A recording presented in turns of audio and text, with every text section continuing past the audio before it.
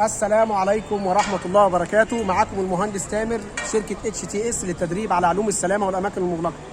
احنا النهاردة معانا شباب زي الورد اتدربوا النهاردة على كيفية قياس الغازات عن طريق جهاز اسمه جهاز ديتكتور، ودي أول شركة في الشرق الأوسط كله بتنزل شباب يتدربوا تدريب عملي وإزاي يقيسوا القياسات الغازات على الجهاز. الجهاز اللي معانا دوت بيقيس 4 قياسات.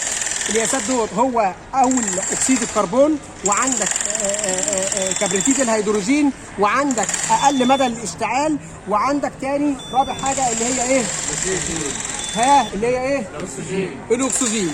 طيب طبعا بمجرد ما احنا فتحنا الجهاز اهوت اداني نسبه الاكسجين اللي في الجو الطبيعيه اللي احنا شغالين بيها، اللي هي بتوين كام؟ من 19.5 لكام؟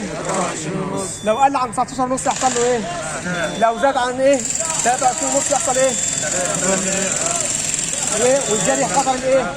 الاشتعال. فطبعا كل واحد من الشباب اللي انتم شايفينهم دول هو قاس الغازات بنفسه، وده موجود عندنا في الصور. وان شاء الله احنا دفعه رقم كام؟ 298. انتظروا الشباب دول في سوق العمل قريب جدا، وانتظرونا ان شاء الله في الدفعات القادمه. معاكم المهندس ياسين، ممكن يوضح لكم برضو بعض الحاجات في الجهاز.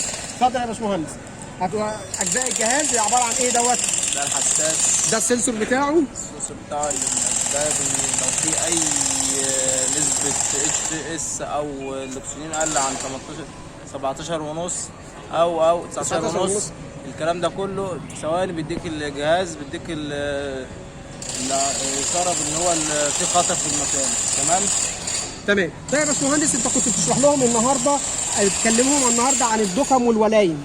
بتتكلم تركيز كده الدكم والولايم ايه هي؟ بص، احنا في شغل الصرف الصحي بنعمل ايه؟ بنسحر عرض الحفر بتاعنا بيكون صغير، متر 40 سم 70 سم 120 سم، بعرض صغير، يعني لازم يبقى في تأمين للحفر. تمام.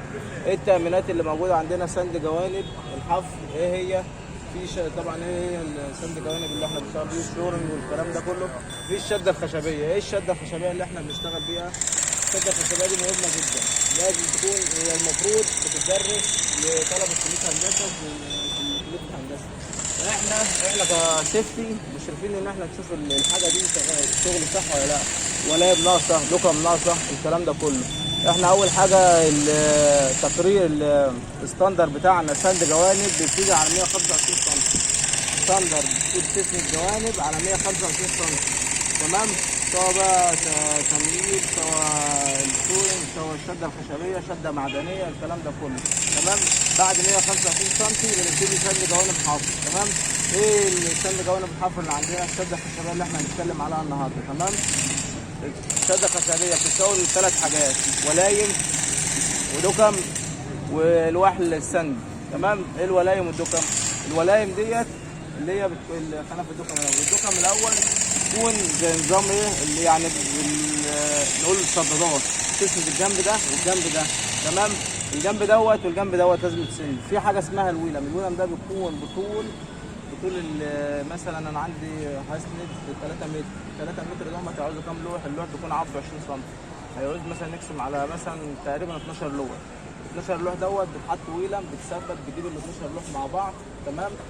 مثلا هنا بيجيب ال 12 لوح، وهنا بيجيب 12 لوح، الجنب ده والجنب ده. بعد ال 12 لوح تمام بيبتدي احط الويلم هنا والويلم هنا. الويلم دوت مسافته بين كل ويلم وويلم الثاني 90 سم او متر يمشي معايا، 90 سم يمشي معايا. ده كله بيبقى حسب تقرير نوع التربه. لو انا التربه عندي مثلا بتميل للانهيار بسرعه، تربه صينيه بتحتاج تدعيم قوي، لانها ممكن في لحظه انهيار تربه صينيه بيبقى الارض فيها ميه والكلام ده كله. تمام. يعني بتبقى 90 سم او متر بيبقى بين الويلم والويلم، والدكم عندي بتبقى كل 70 سم. تمام. بنزل مثلا لو انا هفحر 2 متر ببتدي شده خشبيه على 120 سم، وابتدي انزل الخشب بتاعي بالحفار. انزل الحفار بمسك لوح كده، بينزل تغويط، بتدق في الارض. تمام. وبعدين بترجع تشيل من قلب نزل الحفار، بتوسع دكمك تاني عشان خاطر ايه؟ تشيل من قلب الحفر بتاعك عشان خاطر ما يحتاجش تهويه. يعني الاسبوعين اللي فاتوا ده حصلت مشكله عندنا ان المقاول عمل ايه؟